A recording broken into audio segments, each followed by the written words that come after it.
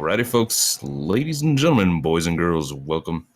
This is the North American Challenger Cup sponsored by Tier Monster and hi-rez Studios. My name is Extreme, and I'm here joined by Shadowboy. Shadowboy, how are you doing on this bright and beautiful morning?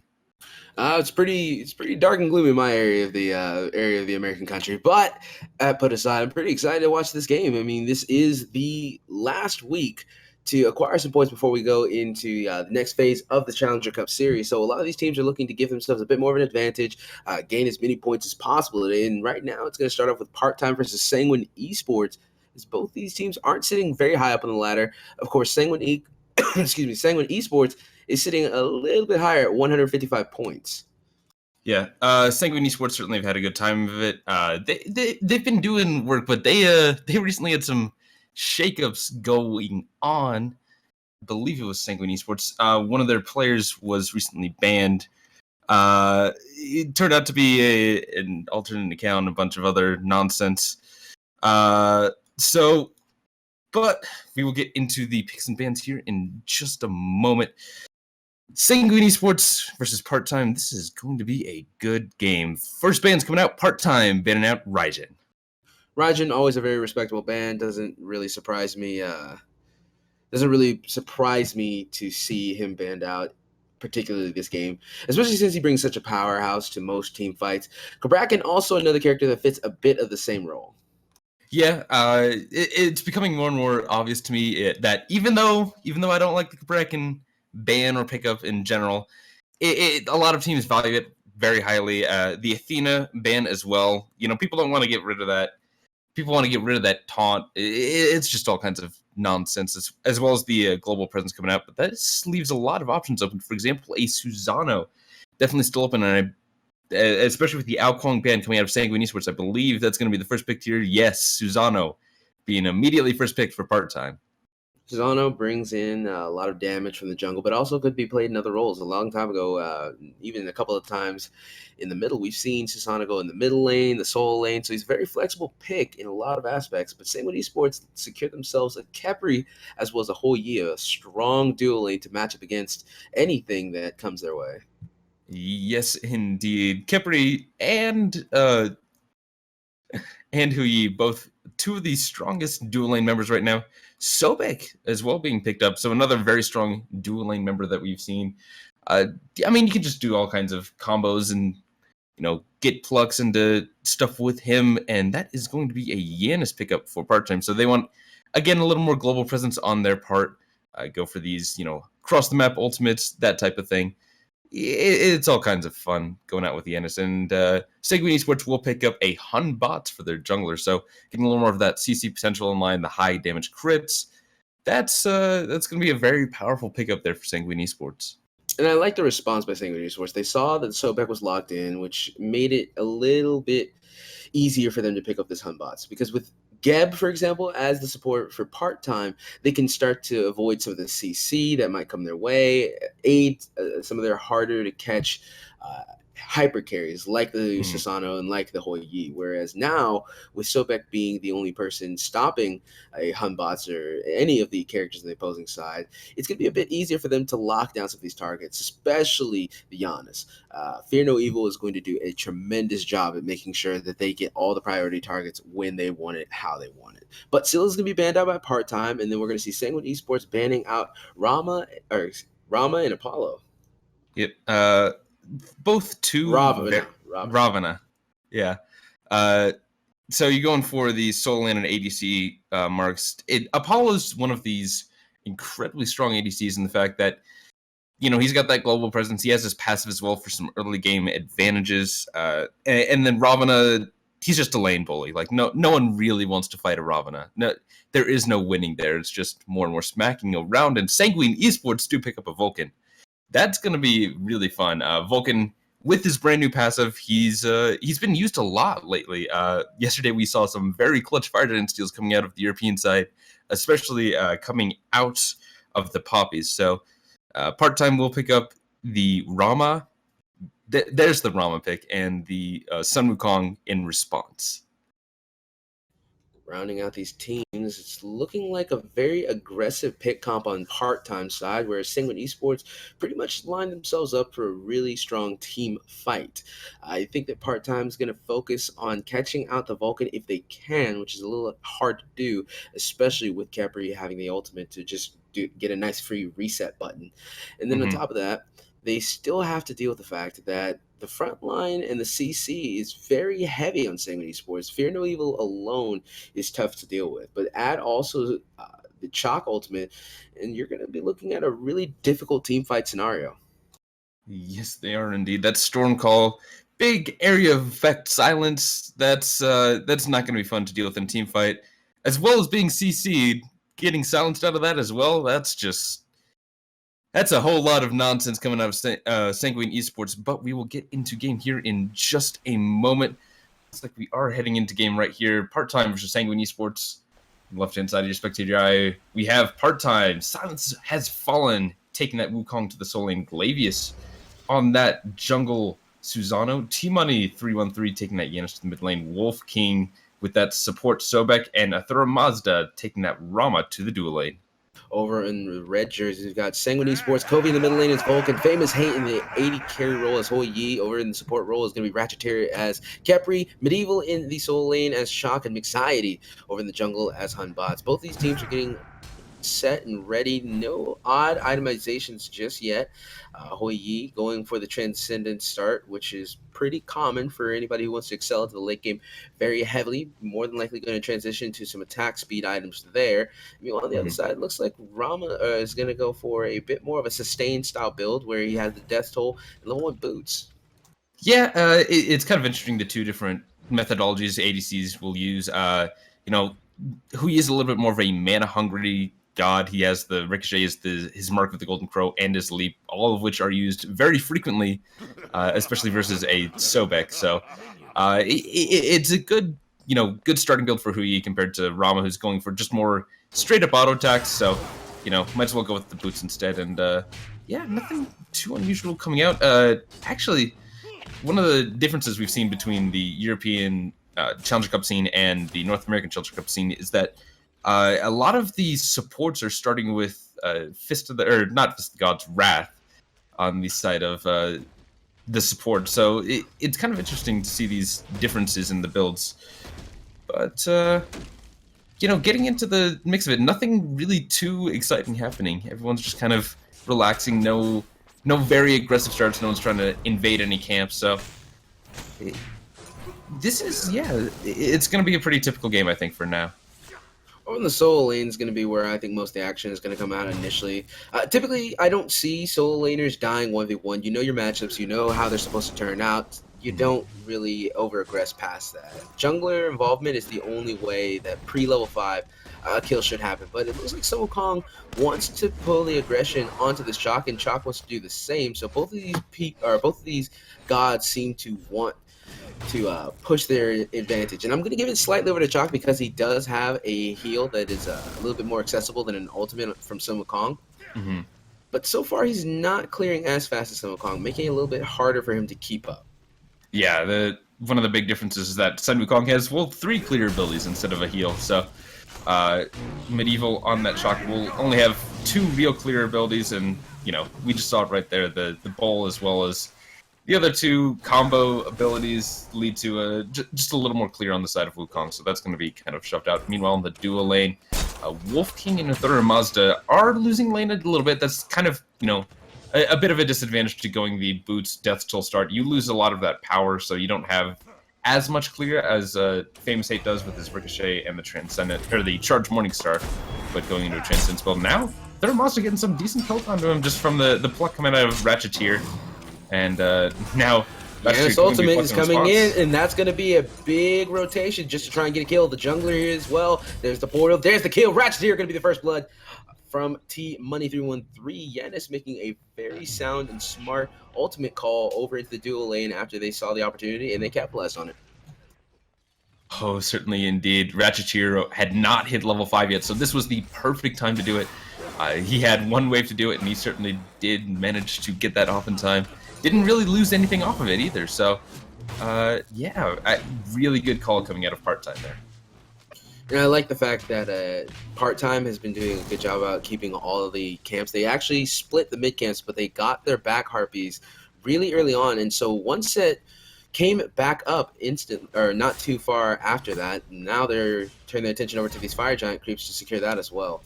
But Susano coming on the backside, possibly going to find something onto this Chaac. Ultimate already used on him, and there's Wukong coming down, but too late. Susano is going to be walking away with that kill, and that's going to be another one going over towards Part-Time. Yes, indeed. It was very close there. Silence Has Fallen almost fell there, but he did manage to survive just long enough for the Susano to come in and, well, clean up the kill there. And that's another aspect of this team comp that we didn't get to touch up on too much, is that even though they are a pick comp, if we're looking at 5v5 scenarios, there's still a very strong lane composition. So Wukong, very hard to kill him. He has the reset with his ultimate. Janus, obviously very hard to kill. Portals, through space and time, everything works against you if you're trying to catch him. Even Rama and Sobek, not the easiest duo to catch out of position. So there's a lot of difficulty Sanguine Esports is going to have to overcome, but so far it looks like Kobe is doing the best for his team possible, and now sitting actually highest damage, I believe, for his team currently. Nope, actually Chaac, but still. Second. Yeah, it's the solo lane. Like, what do you expect? But T-Money getting collapsed on there a little bit. Has to use his ultimate to escape for now.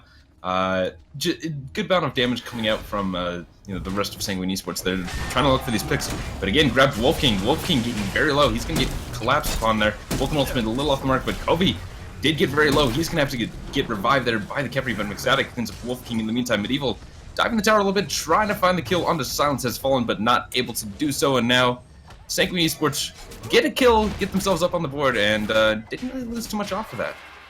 You know, it's funny, I just checked the wards placed, and literally only one ward had been placed that entire game from the Khepri. But yeah, that was what I was going to say, is wards win games, and we hadn't saw any wards on either side, so Sanguine Esports was able to walk away with the kill just now. Now, if they can keep transitioning that over into more opportunities, that's going to work out really well for them. But right now, Part-Time does have the momentum still in their favor, just slightly, especially if you look over towards the dual lane. Excuse me, not the dual lane, the solo lane. Chaac is playing a bit more reserved than he was before. But hold on, this big rotation is coming out, and they do want to aggress onto the dual lane. Might be able to get something. Sprint popped for safety, and Rama up in the air. They're going to go for it. One last hit. Yep, Rama's going to secure that one. Sobek flings back to Khepri. He's going to try and escape into the jungle as Batz makes his way over, but it's not going to be enough. Khepri is going to be taken out. And now Vulcan, caught a little bit out of position, is going to try and do his best to escape, and might be able to do so. Pluck might be coming up here soon. He's going to go for it. Misses it through space and time. Is going to secure the kill onto Kobe. But T-Money, just barely able to survive. Tower shot did de-leash from him. A third Mazda putting a little bit of damage out onto Mixaity, but it's just kind of a little, get away from me. I don't want you here. Flavius and T-Money barely surviving with their lives there. T-Money almost died there from a tower shot, but, was able to teleport out in time. 6 minutes and 15 seconds in the game. The gold differential is about 2,000, while the XP differential is at 1.3,000. No gold fury tips just yet, but Part-Time needs to recognize that objective soon, otherwise they might forfeit any advantage they've acquired for themselves at this point in the game. Both teams have a regular ward on it, so no one's really going for the aggressive start. No one wants to quite steal. They just both want information. But no one's really pressured to quite look at it yet. You can see a 3-man rotation to grab this red buff here. Actually, 4-man rotation with the Hui here as well. So everyone's splitting up their XP, trying to be as efficient as possible. I think actually at a 3-man split from that, you lose a little bit of XP. I don't remember the exact numbers.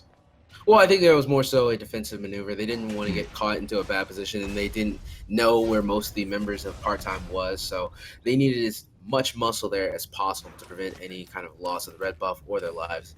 They're really, really scared of any aggression from Part-Time. So, taking a look at the builds for a second, though, really interesting to see how the differences between the supports are established. So you have Traveler's Shoes on Khepri, but on the opposite end, you saw Sobek immediately go for Ritual Dagger. Yeah, this is kind of a new start. There's a bunch of different builds going around right now. This is similar to the Jigs build. starts off with a boots 1 into... normally it's an adventurer's blade, but some people opt to go straight to ritual dagger. It ultimately ends up with no boots ever being picked up, and instead going for some more movement speed oriented items like the wing blade. And it's just a different style of build. It's the new meta, right? No one really knows exactly how to build. But ritual dagger is one of these very interesting items. So for those of you who don't know, Ritual Dagger was just released in this most recent patch with 200 health, 10% cooldown reduction, 20% attack speed, 10% movement speed, and the passive, which is really one of the main reasons why you pick it up, is whenever you use a relic, the duration of that relic's effects are increased by 50%. So this is really effective on items like Sprint, on Shell, on these items where you have a big AoE effect for your team.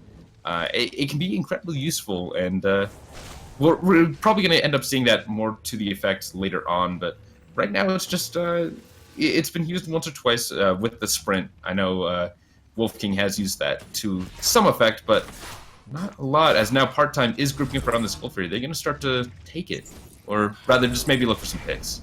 They saw that Batz has been making his way over into the Soul Lane, and this is where I think a bit more communication might have aided their efforts a lot. Wukong had stayed there just to bait out Batz. That could have been really good for them, but they still kept the Gold Fury, and they're actually going to a fight, and this is awful for them. They end up losing 2 members off the bat. Vulcan ultimate not going to connect, but Chase is still there, and they snag the Janus just before he walks through his own portal and from the through space and time. And now they're awarded with 3 kills and a Gold Fury while losing nothing. Nothing indeed. Sanguine Esports do secure the Gold Fury. A third monster gets a kill. He walked in a straight line. All right, my apologies. So Ratcheteer unfortunately walked in an exact perfect straight line to where Rama's shot was easy to land. That aside, though, this is the power of the teamfight composition that I was mentioning earlier, is that when you have to deal with AoE circle after AoE circle after AoE circle without a sanctuary, without something to keep you alive, it's really difficult to argue that you will survive most team fights in tight corridors like the Gold Fury. And you look over at the actives on the side of Part-Time, they don't have a sanctuary. They have 3 beads, a sprint, and a TP, all of which does nothing to aid you at this early stage of the game. Even most of their support-ish style characters don't have a full real defense item just yet. Sobek sitting on a Ritual Dagger, which is health but not defenses. And even Wukong has no health items and only 35 physical protection. Nowhere near enough to prevent you from falling in the way that they did. Indeed. But now let's right now we're just kind of waiting around after that big team fight. No one really wants to get too aggressive, but taking a look at the graphs real quick.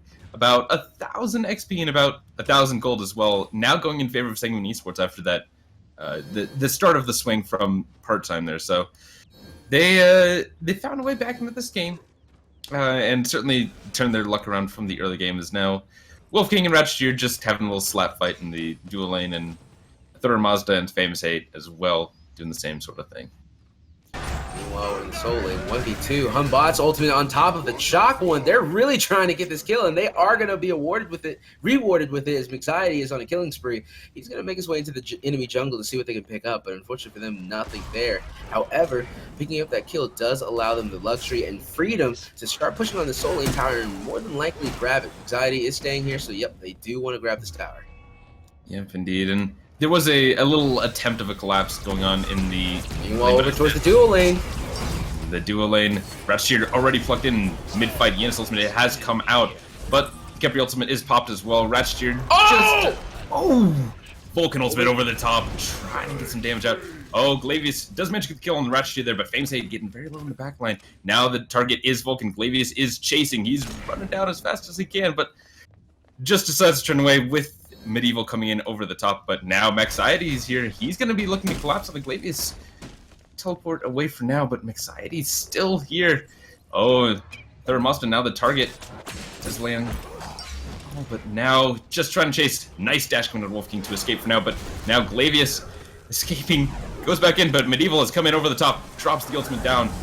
Get the damage out on the Glavius now, but Medieval 1v4 right now. He's trying to put the damage out onto someone, but he's getting a lot of damage going to himself. He's going to go down here in just a moment. They can find the auto, but Silence Has Fallen does get the kill. full disengagement coming out of Sanguine Esports after leaving Medieval there to die. It was really back and forth fight. We saw that part-time initially felt confident, got a kill or two, and then on top of that, Sanguine Esports turned around and said, all right, let's try and get our own kill. The unfortunate thing is, though, is that neither Chaac nor Batz had an ultimate to give to that fight. So I really feel like it was a mistake for Chaac to go in as deep as he did.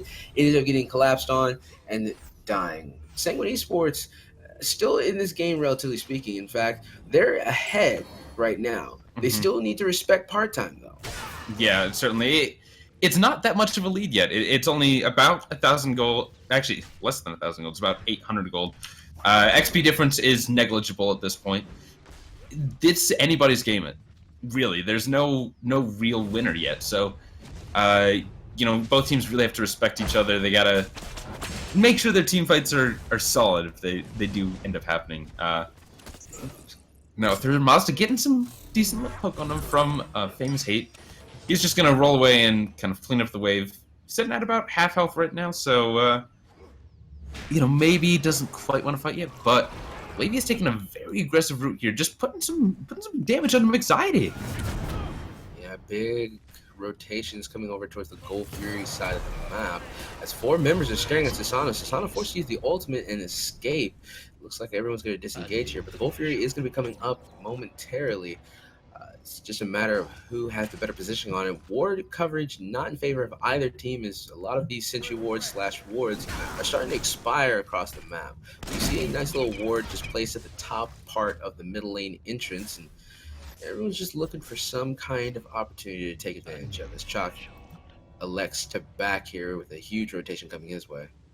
Oh, I actually completely missed that. Tower for part-time did go down in the solo lane, so that's a little spike of gold there going in favor of Sanguine Esports. Maybe the start they're looking for, but now Glavius is postured over this XP camp. He may be looking for a pick here onto Covey. I guess Covey ideally, but I think they're going to be looking for whoever they can find. Wolfking now gestured very aggressively. He's going to back it off for now. Says, well, I was going to pluck someone else, but, I don't want to get plucked myself. He's going to run away for now. Meanwhile, over in the duel lane, a small little boxing match between the 80 carries is, hold on a second, Chaac wants to invest into 4 people, gets the ultimate off, but Vulcan's not able to connect with his. He's chasing down the Janus over in the backside, taking way too much tower damage. Meanwhile, Anxiety finds an ultimate onto 3, but no one's there to capitalize on any of the damage or the CC, and this fight is going completely sour for Sanguine Esports as they're forced to retreat after investing so much into nothing.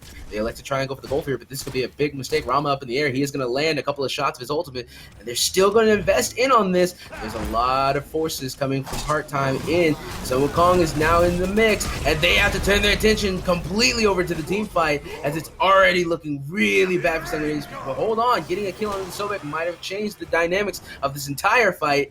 They need to focus on the backside. The Vulcan is in a bit of a tight spot, but he's able to survive. Meanwhile, Team Money is taken out from the Chaac, and what looked like a really bad scenario for Sanguine Esports quickly turned into a victory.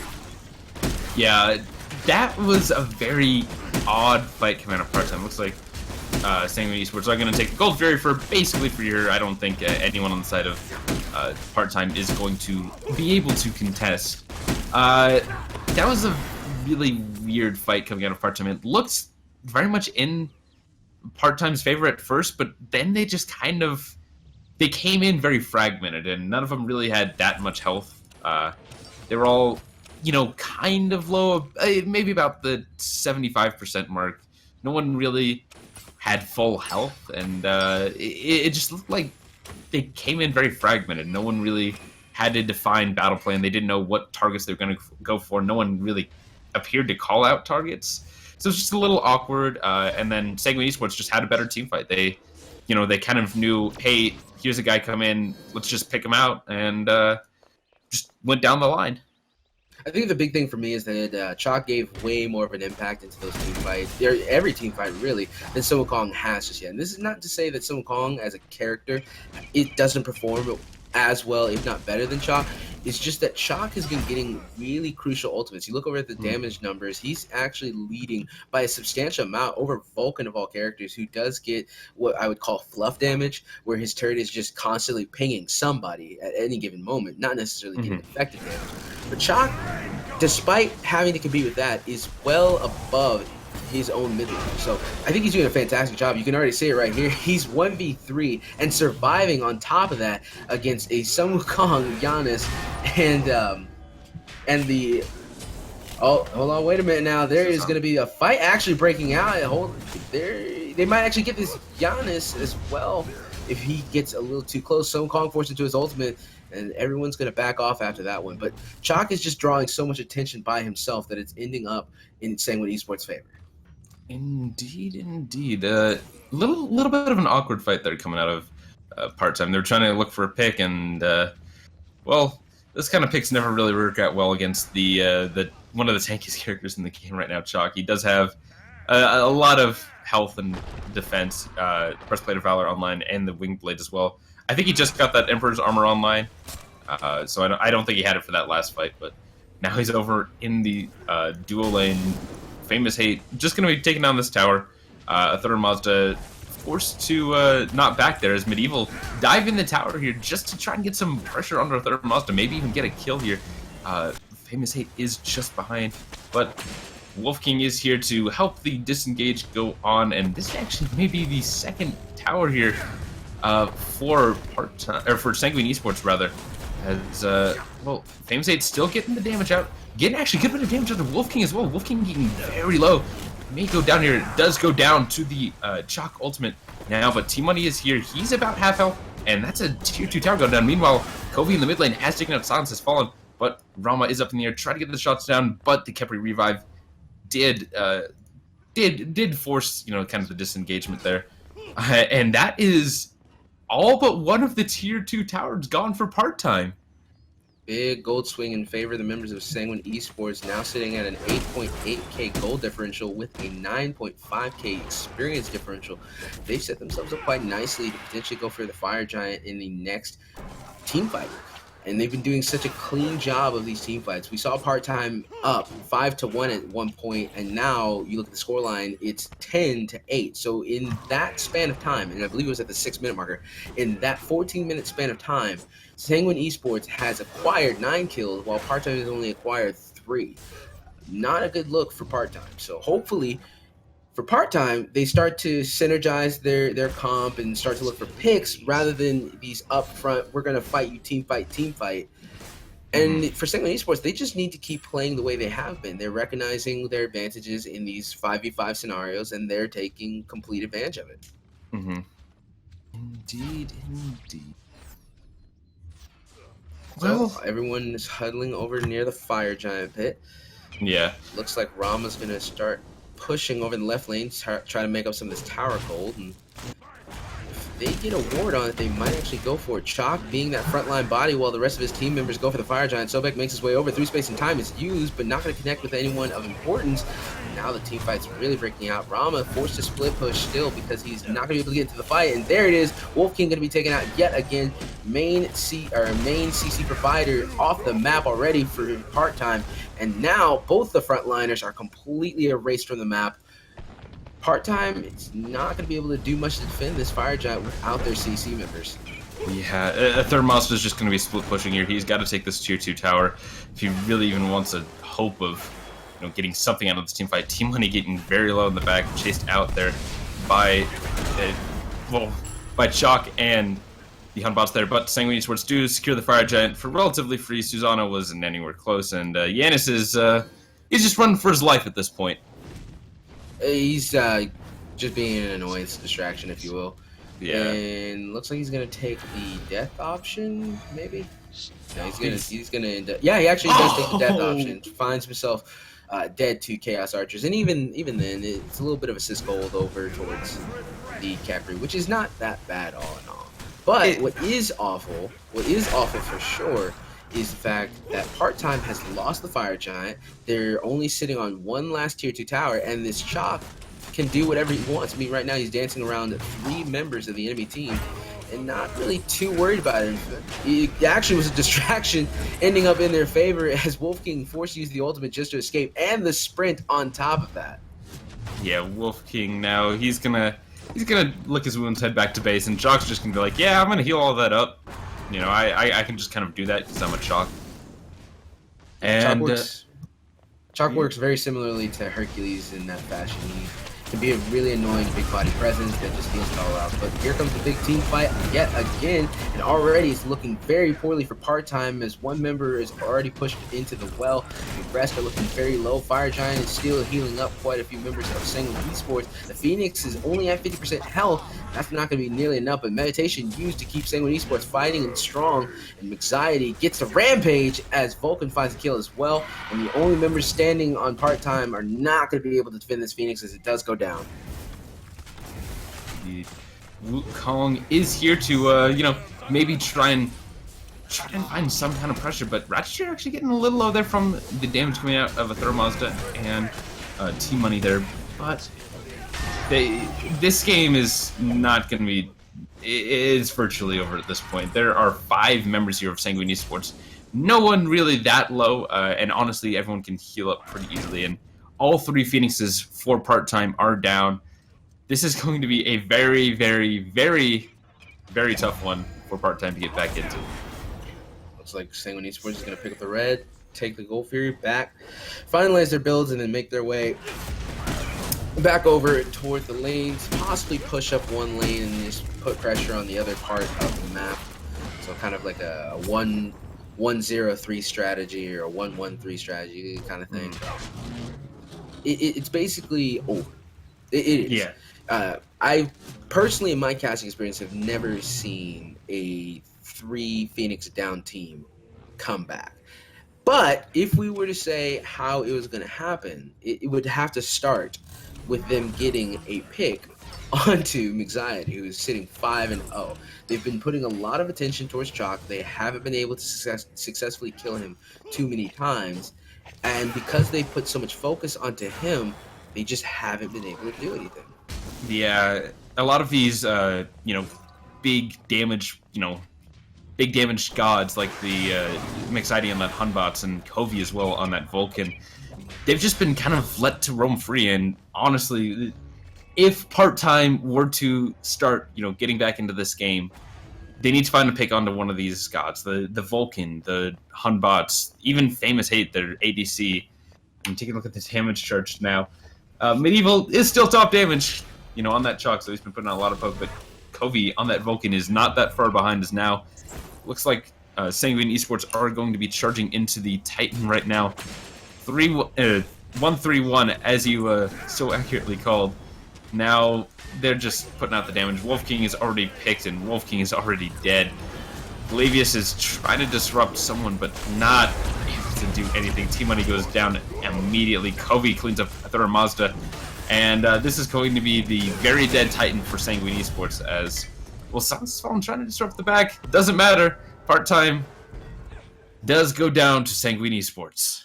Sanguine Esports playing a phenomenal game. Chaac ending the game at 23,000 player damage comparatively to his middle laner, who ended it with 20,000. Really impressive numbers out of that guy. I think Medieval played phenomenally. If anything, part-time might have invested way too much into the solo laner as far as getting a kill or responding to him messing around with the front line, and they got baited into some bad scenarios or some bad situations. That's just point blank how it was. Medieval will be jumping around the support and, you know, throwing out a little bit of damage here and there onto Susano or Janus, and then all of a sudden the rest of the members of Sanguine Esports made their way into the fight and actually clean things up. Whereas I feel that maybe part-time didn't play their team comp to its full potential. Sobek ended up with 7 deaths alone. He wasn't able to set up anything for his teammates. Rama did okay, but Rama also wasn't really that impactful overall to his team. He had the highest play damage for his team, but it took him a while to get involved, which I don't think necessarily was the main factor for them losing, but definitely getting involved earlier might have helped. Yeah, I mean, it's a little hard for you to get involved earlier as a Rama. You're not very much you're not an early game character as Rama. You just don't have that damage potential you have coming from your ultimate and from your astral arrows as well. But good games to both teams. We'll be heading into a short break. We'll bring you the next game here in just a moment. Stay tuned. Enjoy the music.